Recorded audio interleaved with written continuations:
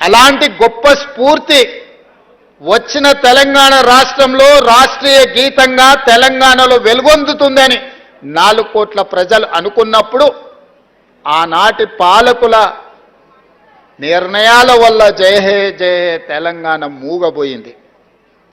అది శాశ్వతమని వాళ్ళు భ్రమపడ్డారు.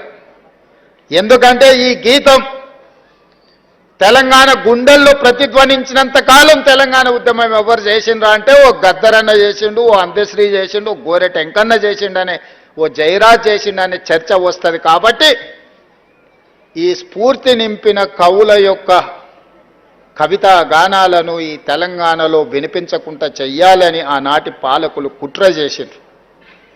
నేను ఎక్కడో చదివిన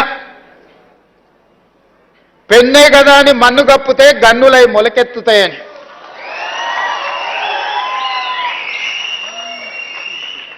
కవి రాసే పెన్నుల మీద మన్ను కప్పితే అవి గన్నులై మొలకెత్తుతాయి, మీ గడీలను కుప్ప కూలుస్తాయన్న నినాదాన్ని నిజాన్ని చేసిండు అందశ్రీ.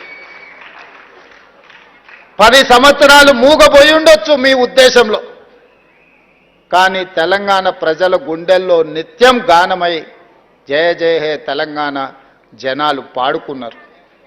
నేను చేసింది ఏమీ లేదు.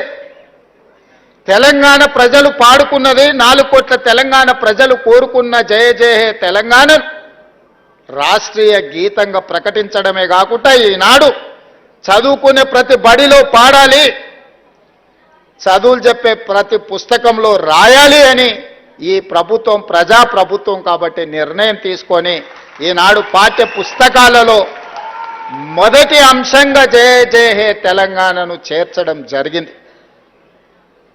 అదేవిధంగా సర్వం ఒడ్డి సర్వం త్యాగం చేసి ఏమీ ఆశించకుండా ఆలోచించకుండా 5 దశాబ్దాలు ఈ ప్రజల కోసం పనిచేసిన కుటుంబాన్ని ఆదుకోవడం ఆ కుటుంబ సభ్యుడిగా నా బాధ్యత.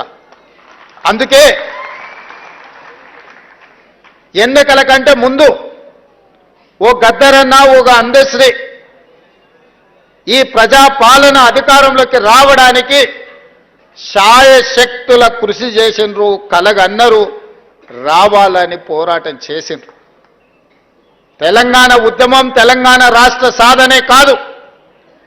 ఈనాడు నేను మా మిత్రులు పెద్దలు దామోదర్ రాజనరసింహ గారు, అట్లూరి లక్ష్మణ్ గారు లేదా ఉత్తమ్ కుమార్ రెడ్డి గారు ఎవరమైనా మంత్రులు ముఖ్యమంత్రులు అయినము అని అంటే వాళ్ళు ఇచ్చిన స్ఫూర్తి, వాళ్ళు చేసిన పోరాటం ఎవరు కూడా మర్చిపోలేనిది.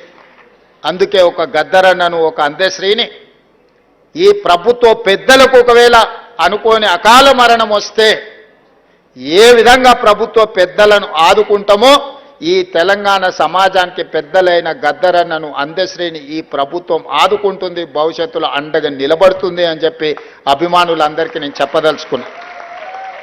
అందుకే వారి కుటుంబానికి ఉద్యోగం ఇచ్చినా,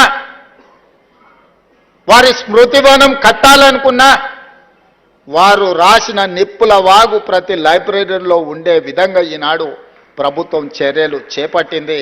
భవిష్యత్తులో కూడా ఆ కుటుంబాలను ఆదుకుంటుంది.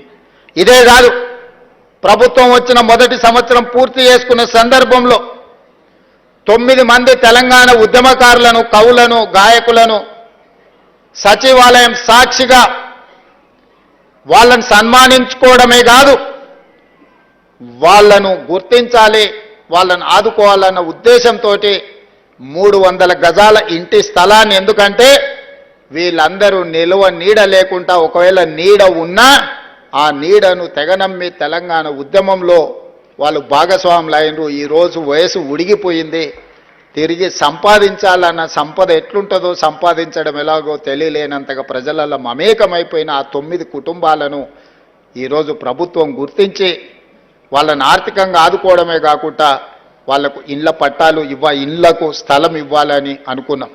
ఈనాడు ఆ 9 మందికి 300 గజాలు ఒక్కొక్కరికి ఇవ్వడమే కాదు, వాళ్ళ కుటుంబ సభ్యులు ఆత్మగౌరవంతో బ్రతికే విధంగా భారత్ ఫ్యూచర్ సిటీలో అద్భుతమైన ఇండ్లను కట్టించి వాళ్ళకు ఒక రక్షణ, వాళ్ళకు ఒక నమ్మకం కలిగించడానికి మా ప్రభుత్వం చేస్తుంది. ఆ బాధ్యతను మా పెద్దలు దామోదర్ రాజనరసింహ గారు తీసుకోవాల్సిందిగా నేను వారికి సూచన చేస్తున్నా. తప్పకుండా ఆ